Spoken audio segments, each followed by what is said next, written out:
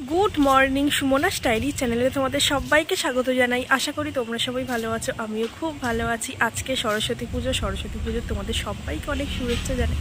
আর ওয়েদারটাও বেশ সুন্দর, হাওয়া দিচ্ছে। আর আমার এই চোখটা তোমরা দেখে বুঝতে পারছো, বিশেষ করে এই চোখটা হলো যে সকালবেলা ঘুম থেকে উঠেই দেখি কেমন একটা যেন হালকা জ্বালা জ্বালা মতো করছে, আর এরকম ফুলে গেছে। জানি না মাঝে মধ্যে কি হয়, নখ টোক লেগে যায় নাকি জানি না, সবসময় কি বাঁ চোখেই নখ লেগে যায় কি জানি কি হয়েছে, চোখগুলো ফুলে রয়েছে, চোখে জল চলে আসে। ঠান্ডাও লাগেনি যে চোখ লাল হয়ে রয়েছে। তো যা পারে হোক গে, একটু বোরোলিন হলো যে দেবো রাত্রিবেলা শোয়ার সময়। আর হলো যে আজকে তো সরস্বতী পুজো, হলো যে সবাই এদিক ওদিক ঘুরতে যাচ্ছে, কিন্তু আমি একমাত্র সেই যে কোথাও ঘুরতে যাব না। সেরকম ঘুরতে যাওয়ার না লোক নেই, মানে একা তো আর ঘুরতে যাওয়া যায় না। কোথাও কারোর বাড়ি টাড়ি গেলাম, বাবা একা হেঁটে চলে গেলাম, কিন্তু ঘুরতে যাওয়ার সময় তো একটু অনেকজন হবে বা কিছু, ওই রকম কোনো নেই। আমি একমাত্র সেই যে হলো যে মানে আমার বয়সী আর কি, যে হলো যে আজকের দিনে হলো যে কোথাও ঘুরতে যাচ্ছি না। তো সেটা নিয়ে কোনো আফসোস নেই, সেরকমই এদিক সেদিক বেরোই না। আর আমি হলো যে সরস্বতী পুজোর অঞ্জলিও দেবো না, কারণ বেকার মিথ্যা কথা বলে তো লাভ নেই যে দিয়ে দিয়েছি বা পরে দেবো।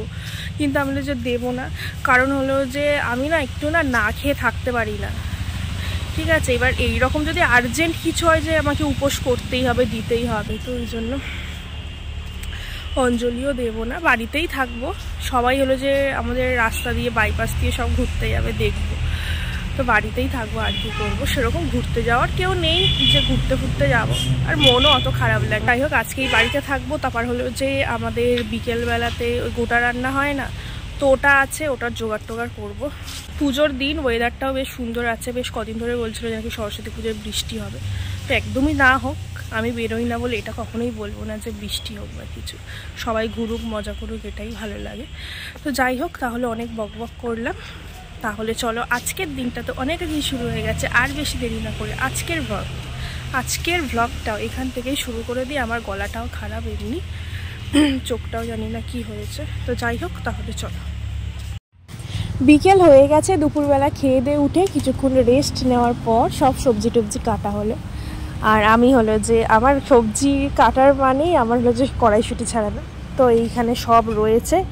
মা এবার সব ধুয়ে রাখবে, সন্ধ্যের পরে বসানো হবে, কিন্তু এতগুলো আনাজ তো একটা একটা করে ধুতে হবে। তারপর হলো যে কলতলায় মশা টোসা কামড়াবে অনেকক্ষণ ধরে, তো মা বললো একেবারে ধুয়ে চাপা দিয়ে সব রেখে দেবো, সন্ধ্যে টন্ধে দিয়ে তারপর বসানো হবে। এদিকে গোটা চচ্চড়ি বলে, কিন্তু হলো যে সব তো আর গোটা গোটা দেওয়া যায় না, কয়েকটা গোটা গোটা দিয়ে তারপর কিছু কিছু কেটে দেওয়া হয়। তো হলো যে ওই জন্য বেগুন টেগুন হাফ হাফ করে অল্প অল্প মুখ কেটে দেওয়া হয়েছে। এই গোটা গোটা আলু, গোল গোল আলু বেশ ভালো লাগে, গোটা চচ্চড়ির টেস্ট যেন অন্যরকম লাগে। মা এদিকে কলতলায় সবজি ধুতে বসেছে, আর আমি এদিক থেকে সব সবজির চুবড়িগুলো এনে জোগান দিচ্ছি। ফুলকপি, বিন কড়াইশুঁটি, বাঁধাকপি, আলু, তারপর হলো যে শাক, আরও কী সব রয়েছে আমার ঠিক মানে মনে পড়ছে না। তো এগুলো মা এখন ধোবে। বাঁধাকপিটাও বড় বড় করে কাটা রয়েছে। এই যে বেগুন, শিম, কড়াইশুঁটি কিছুটা ছাড়িয়ে দিয়েছি, আর কয়েকটা গোটা গোটা রয়েছে, মা এখন ধুয়ে দিচ্ছে। আর আগে মা গল্প করে, মানে মাদের ছোটোবেলায় যখন রান্না হতো, মা বলে এখন তো তাও তরকারি হয়ে মানে বেশ অল্পের মধ্যে দেখায়, তখন তো আরও বড় বড় কড়াই করে হতো। আর আমি এদিকে মার সব সবজি ধোয়া হয়ে গেছে, আমি এদিকে আলুগুলো ধুচ্ছি। আর মা বলে যে তখন ডাঁটার পরিমাণ বেশি থাকতো, এখন যেমন ডাঁটাটা কম দিয়ে একটু সবজি টবজি দিয়ে মাখা হয়। মা বলতো তখন থালায় করে যখন চচ্চড়ি নেওয়া হতো, ডাঁটাগুলো থালার এ মাথা থেকে ও মাথা বেরিয়ে থাকতো, এইরকম বড় বড় সব গোটা গোটা দেওয়া হতো। তো এই যে আমি এখন আলুগুলো ধুয়ে নেবো, মার ওদিকে সব সবজি ধোয়া হয়ে গেছে। ছোট ছোট আলু বেশ গোটা গোটা পাতে পড়বে, ভালো লাগে। গায়ে কাদাও রয়েছে, তো ভালো করে কাদা ছাড়িয়ে ধুয়ে সব রেখে দেবো। সন্ধে হয়ে গেছে, আর এদিকে রান্নাও বসে গেছে। মা এখন করে গেছে, আমি এখন ভাজছি। আর এই গোটা চচ্চড়িতে না সব সবজিগুলো, মানে সব না, মানে যেগুলো ভাজার মতো, একটা একটা করে ভাজতেই সময় চলে যায়। এবার কাটার সময় মনে হয় যেন আর কটা দিই, কিন্তু করে করে রান্নার সময় তখন ঝামেলাটা হয়, নাড়া যায় না, এত পরিমাণে হয় না, তখন নাড়া যায় না। কিন্তু যতটা না কাঁচা অবস্থায় দেখতে লাগে, তার থেকে রান্না হয়ে অনেকটা কমে যায়। আর সব থেকে বড় কথা, আগে আরও না বেশি হতো, কিন্তু এখন তো মা সেভাবে পারে না, কারণ একটা নাড়ানাড়িরও একটা সমস্যা থাকে। এবার আমি তো সেভাবে রান্না পারি না, মানে মোটামুটি পারি, কিন্তু চচ্চড়ি না অনেক একটু ঝামেলার ব্যাপার, তার উপর গোটা রান্না, এরপর ওটা তারপর সেটা, আর অল্প মানে একদম তার গুনে গুনে করা যায় না, ওই মোটামুটি করা হয় আর কি। গুড মর্নিং সবাইকে। কালকের ব্লগটা শেষ করা হয়নি, তাই আজকে ভিডিওটা আবার শুরু করলাম। আজকে সরস্বতী পুজোর পরের দিন, আর হলো যে আজকে আমাদের কোনো রান্না বান্না নেই, কারণ কালকে রান্না টান্না সব করে রেখেছি, তোমাদেরকে দেখালাম। আজকে পান্তা আর গোটা চচ্চড়ি খেতে হয়। তো হলো যে আজকে পুরো কাজের ছুটি, মা আর আমার বাবার, মানে সব কাজের ছুটি, কোনো বাজার করা নেই, রান্না বান্না ধোয়া ধুই কিচ্ছু নেই। আজকে পুরো ফ্রি, শুধু সারাদিন পান্তা খাবো আর হলো যে শুয়ে থাকবো, ঘুমাবো, ফোন ঘাঁটবো, এই কাজ আর কি। মানে যতই রান্না না থাকুক, মানে খাবো না এইরকম নয়। হলো যে আমার হলো যে স্নান টান করা সব হয়ে গেছে, আমি বাইরে জামা কাপড়টা মেলতে এসেছিলাম, এবার গিয়ে পুজো টুজো দেবো, তারপরে হলো যে খাবো পান্তা। অনেকের না গোটা সিদ্ধ থাকে, একটা হয় গোটা চচ্চড়ি, একটা হয় সিদ্ধ, গোটা সিদ্ধ। আমাদের গোটা চচ্চড়ি, যাদের গোটা সিদ্ধ হয় তাদের হলো যে কোনো মশলাপাতি দেয় না, পুরো এমনি করে, আর যাদের গোটা চচ্চড়ি তাদের মশলাপাতি দিয়ে করে। তো আমাদের গোটা চচ্চড়িটা, সিদ্ধটা নয়। আর হলো যে এইরকম এই গোটা চচ্চড়ি নিয়ে না অনেক রকমের গল্প আছে। গল্প বলতে গেলে আমাদের বাড়িতেই, মানে আমাদের বাড়িতে বলছে, মানে আমাদের পাড়াতেই একজনদের বাড়ি আছে, ওদের আবার কী নিয়ম, ওদের হলো যে গোটা চচ্চড়ি ছিল, মানে মশলাপাতি ওসব জিরে বাটা আদা এইরকম ছিল, কিন্তু অনেক বছর আগে হলো যে রান্না করার সময় ওই রান্নার সময় মশলাটা পাশে রাখা ছিল, তো পাশে রেখেই রান্নাটা করে ফেলেছিল, মশলা দিতে আর মনে ছিল না, তখন তার মানে গোটা সিদ্ধ হয়ে গেল, কোনো মশলা দেওয়া হলো না। ওদের এবার কি নিয়ম, বংশ পরম্পরায় ওই রকমই একটুকুনি করে নিয়ম রক্ষার মতো মশলা, জিরে বাটা, আদা বাটা, এগুলো হলো যে রান্নার সময় পাশে রেখে ওরকম রান্নাটা মশলা ছাড়াই হবে, এরকম নিয়ম। দেখো নিয়ম তো আর হলো যে কোথাও লেখা থাকে না, বা ঠাকুর বলেনি এদের তোদের সিদ্ধ, তোদের গোটা চচ্চড়ি, এইরকম নয়। নিয়ম হলো মানুষের তৈরি করা, মানুষের যার যেমন সুবিধা সেই অনুযায়ী কিছু বানিয়ে নিলেই সেটাই হয়ে যায় নিয়ম।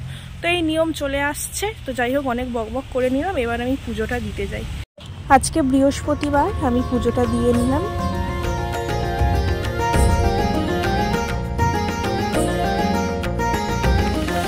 আমার পুজো টুজো দেওয়া হয়ে গেছে, এখন মা ঠাকুরের বাসনগুলো এই যে বের করে দিয়েছি, এগুলো সব মাজবে। আর এই দুটো ব্রাশ বের করেছি, তার কারণ হলো একটা ব্রাশ দিয়ে মা এই সাপটা পরিষ্কার করবে, মানে জলের এত আয়রন, তো একটা প্লেন যাচ্ছে উপর দিয়ে, দেখ জলের এত আয়রন তো হলুদ হয়ে গেছে, তাই মা বললো একটা ব্রাশ দিয়ে না পরিষ্কার করলে ভালো হবে না। তো দুটো নতুন ব্রাশ রাখা ছিল, তাহলে এটাই দিই, কারণ হলো যে এইরকম একটা ব্রাশ রয়েছে আর গুলিয়ে যাবে ওটা থাকলে, তাই জন্য এইটা রেখে দিলাম। এইটা হলো যে ঠাকুরের শাক মাজার জন্য নেওয়া হবে। আর কি দিয়ে মাজবে মা দেখা, এই যে ছোট্ট এই যে কৌটোটা, এটাতে হলো যে কেরোসিন তেল রাখা রয়েছে, অনেকেই জানে, আবার অনেকেই হয়তো অবাক হবে। কেরোসিন তেল দিয়ে শাঁকা এগুলো খুব সুন্দর পরিষ্কার হয়, মানে আয়রন থাকলে বা কালো জমে থাকলে সময় লাগবে, এত আয়রন তো আমাদের, তা বলে এমন নয় যে নোংরা একদম থাকবে, হলো যে কেরোসিন তেল দিয়ে পরিষ্কার করলে নতুনের মতো হয়ে যাবে। ইউটিউবে দেখায় এক সময়, কিন্তু ওগুলো একদম মিথ্যা কথা, নতুনের মতো কি আর হয়, কিন্তু তবুও কিছুটা অন্তত পরিষ্কার হয়। তারপর এইরকম হলো যে শাঁকাও পরিষ্কার করলে খুব সুন্দর, তাই না মা? মাও একবার দুবার শাঁকা পরিষ্কার করেছিল কেরোসিন তেল দিয়ে, মানে ভালোই পরিষ্কার হয়ে যায়। মা তো অনেকক্ষণ ধরেই মাঝামাঝি করছে, আমি ওই ঘরে ছিলাম, এখনো মার মাজা শেষ হয়নি। শাক মাজা হয়ে গেছে, ওইখানে রয়েছে শাক, আমার শাক তো গো মা, আমি শাক এই দেখো বেশি তো আয়রন হয়ে গেছে, তো আর উঠবে না, এগুলো সবসময় তো মাজা হয় না, মাঝে মধ্যে মাজা হয়, তাই খুলে টুলে যাবে বাবা। কিন্তু অনেকটা, কারণ তোমাদের মাজার আগে দেখিয়েছিলাম কেমন, তারপরে দেখো কত সুন্দর হয়েছে। বিফোর এন্ড আফটার রেজাল্ট দেখি, এবার একটু বেশি দেরি হয়ে গেছে। আর এই আয়রনের জল আমাদের না, আয়রনে আমরা নিজেরাই কদিন পরে দেখা যাবে হলুদ হয়ে গেছে, এটা তবুও ভালোই পরিষ্কার হয়েছে। এই যে চচ্চড়ি তোমাদের কালকে আর রান্নার পরে আর দেখানো হয়নি, তো এবার খেতে বসেছি, এবার খাবো আমরা। দিদাকেও একটু পাঠিয়ে দিয়েছি, এই যে পান্তাটা রয়েছে, এবার খেয়ে নেব।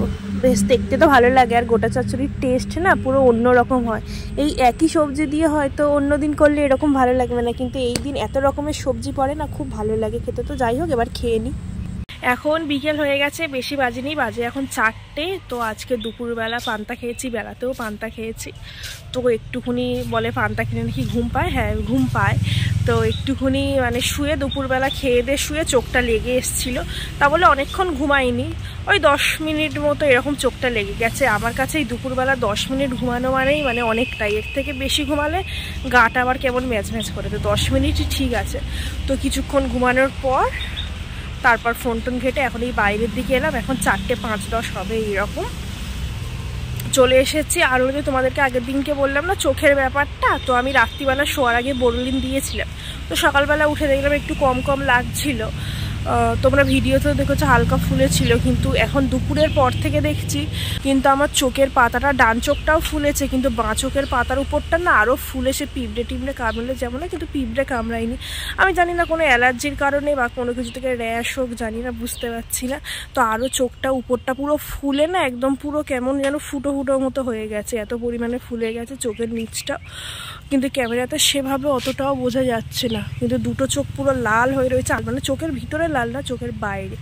তো যাই হোক, দেখি উপরটাও ফুলে রয়েছে, চুল কাচ্ছে খুব, আর মাঝে মধ্যে জ্বালা জ্বালা করছে, কি জানি দেখি। তো মা বললো যে আজকের দিনটা দেখ। তো আজকের দিনটা একটু দেখবো, দেখে না কমলে কালকে ডাক্তারখানায় যাব, কারণ হলো যে বলা যায় না কি থেকে কি হয়ে যায়। তা চোখের ব্যাপার এখন একটা এমনই দিনকাল পড়েছে, মানে সামান্য পিঁপড়ে কামড়ালে সেখান থেকে যে কত বড় রোগ দাঁড়িয়ে যাবে তার ঠিক নেই, একটুখানি থেকেই বাড়াবাড়ি হয়ে যাচ্ছে। তাহলে ব্লগটা আজকে এইটুকুই। যদি ভিডিওটা তোমাদের একটুও ভালো লেগে থাকে তাহলে লাইক, কমেন্ট এবং সাবস্ক্রাইব করে দিও। তাহলে আবার দেখা হবে নতুন একটা ব্লগের সাথে। তোমরা ভালো থেকো, সুস্থ থেকো, টাটা।